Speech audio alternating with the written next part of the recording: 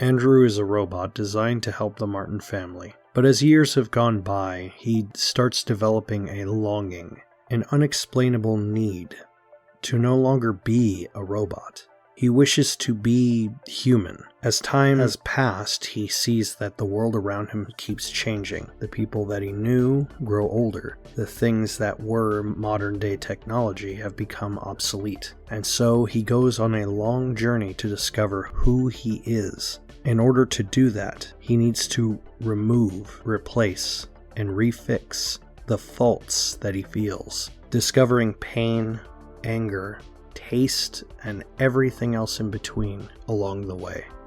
Bicentennial Man is a sci-fi romantic drama that focuses on the aspects of what it means to be a man, what it means to be a person, and trying to understand what it really means to call yourself one. And it presents identity as the key foundational structure of the story, raising the very important question: what is an identity? In order to identify what is an identity, you need to first understand what is the norm. What is the thing that is lacking from the norm? The normality of the world around you can be something as simple as just seeing a family dynamic. It could be the basic interactions that you have with one another, and it could just be how you're treated. Your pain, or your lack of pain, could become your normal. And these are things that Andrew starts seeing as an observer. How the children act, how they interact with their father and mother, how the mother interacts with their children, how the parents interact with them, how they are trying to integrate this robotic person into being a person, doing things that to the outside world aren't normal, like putting clothes on him and treating him like a part of the family, because to them, he is a part of the family. But to the normality of the rest of the world, it's not as simple as that. And these plant the seeds of discovery for Andrew to slowly follow. As time goes on, Andrew starts to become more curious, more longing for the world around him, and wishes to see other people like him, specifically the robot types that he is, and sees what could he learn from them. And so he needs to leave the family. But as he goes around the world, he starts to discover that there really isn't anyone else like him. Yes, there are models that are similar to him, but these models have become so wired into their pre-programming that they are no longer a thing, and he has become something that is not quite human and not quite robotic either. Along his journey, Andrew discovers a robot that's similar in make and model, but it's very different, named Galatea. It's different because it has emotions, it wants to dance, and it has fun. The one who came up with the notions was a robotic scientist, and his son, Rupert Burns, has now taken over to try to program that same mentality. Spending a little time with Rupert, Andrew discovers that Rupert could be the key to him being able to go to the next step in possible evolution. As the time goes on, he changes his appearance from this robotic creature into looking human.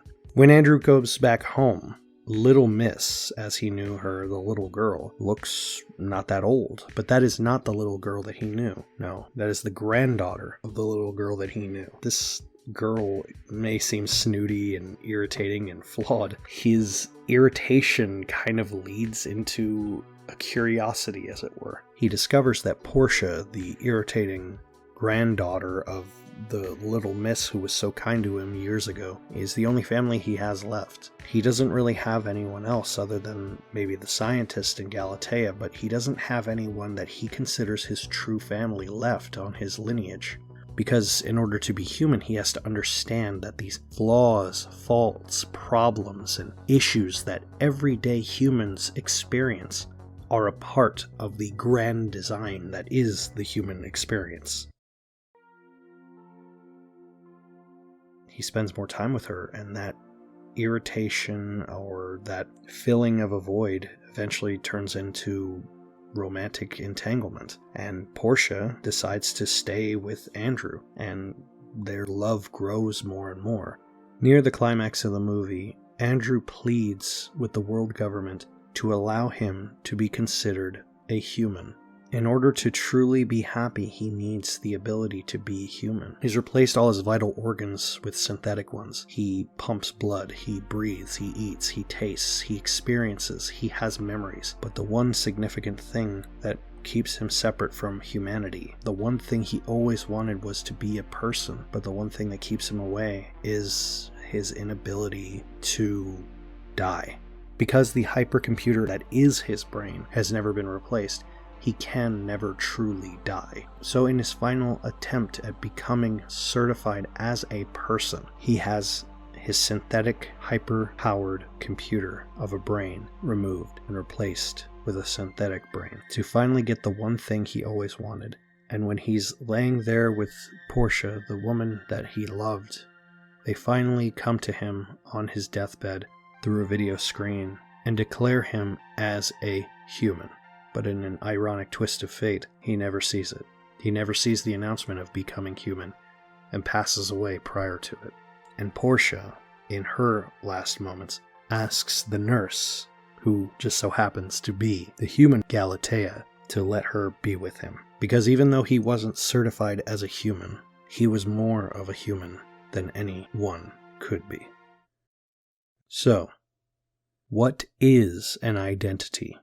I believe if you look at the whole story, it's not necessarily about a robot becoming human. It's more of presenting a question of what does it mean to be a human. But in Andrew's case, he always felt this sense of not feeling himself, not being his true self, a feeling that a lot of people may experience, not feeling fulfillment, not feeling that we are the best versions of ourselves, or feeling like we are not ourselves at all. This universal fear, this universal unease that we feel, really can't be answered by anyone but ourselves. We can't really know what the problem is because we're the only one experiencing it. And because of that, the identity issue becomes a matter of trying to solve a problem that no one else can see. But I feel that to find a true identity of oneself, you need to be comfortable with yourself in your entirety. Even though people may not know what your identity is, and you may not even know what your identity is, the fact remains, finding a purpose is one step to getting that conclusion of who are you, what do you identify as, how can you move forward, and what can your life bring to those around you and to yourself. These questions are what keep us going, and I think that finding that purpose is your first step to truly figuring out who you are. But in the end, these aren't answers, they're hypotheticals.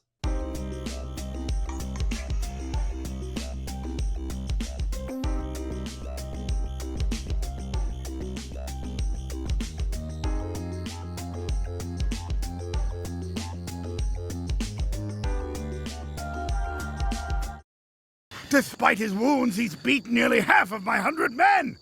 So there are still 50 of you left standing. At this rate, it'll be dawn before I can crack open all of your skulls. This isn't the time for thinking.